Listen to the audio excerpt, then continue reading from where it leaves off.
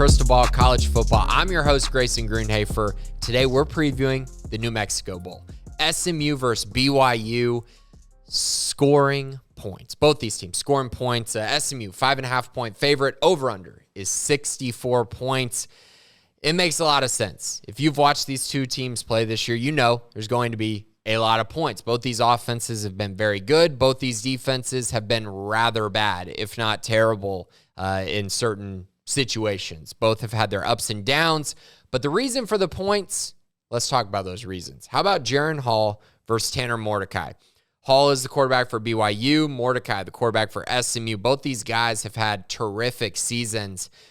And both have, I think, at the end of the day, met expectations, at least statistically. Mordecai, 3,300 yards, 31 touchdowns, only 9 interceptions, has a few more touchdowns on the ground as well. Hall, on the flip side, 3,100 yards, 31 touchdowns, only 6 interceptions.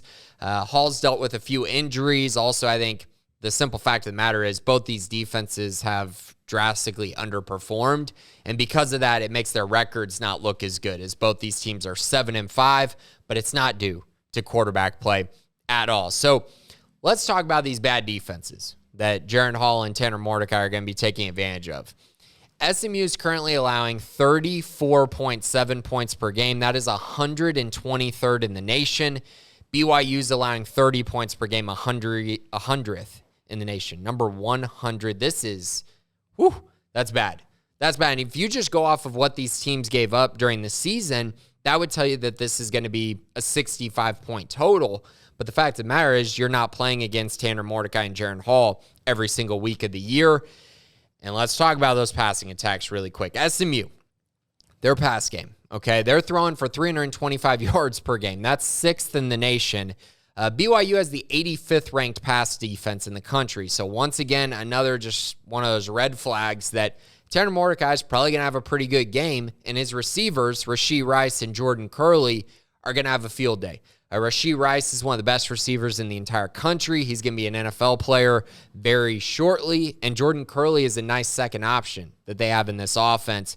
They'll take shots deep. They'll run screens. They'll take shots over the middle of the field. They're just going to attack you. And their vertical passing game is a huge threat to this BYU defense.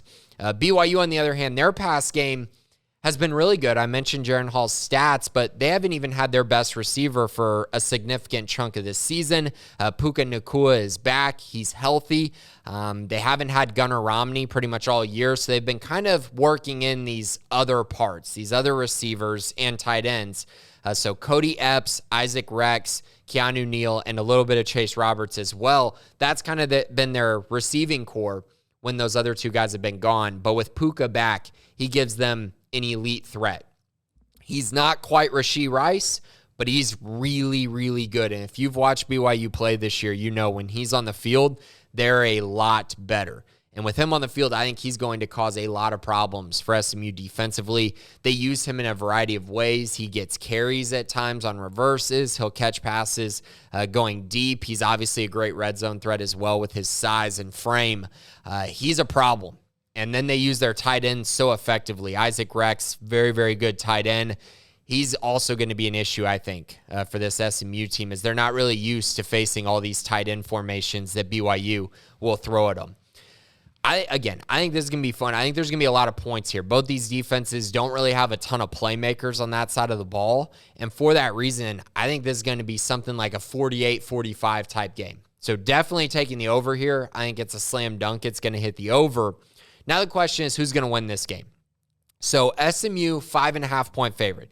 I feel like that's a lot of points. I really do. I think BYU is going to be able to hang in there. I think they're going to score. And because they're going to score, I think this game's never really going to be out of reach for either team.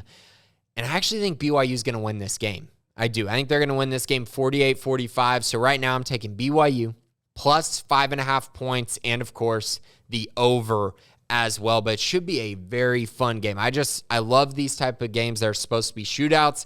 Now I just need it to actually live up to that bill. But should be fun between these two very, very solid programs in BYU and SMU. So that's it for this week. Next week, we'll talk about a few more previews, a few more bowl games to talk about going into next weekend. And of course, the signing day. College football signing day is on Wednesday as well. So we'll talk a little bit about that next week. But thanks for listening. This has been Crystal Ball College Football.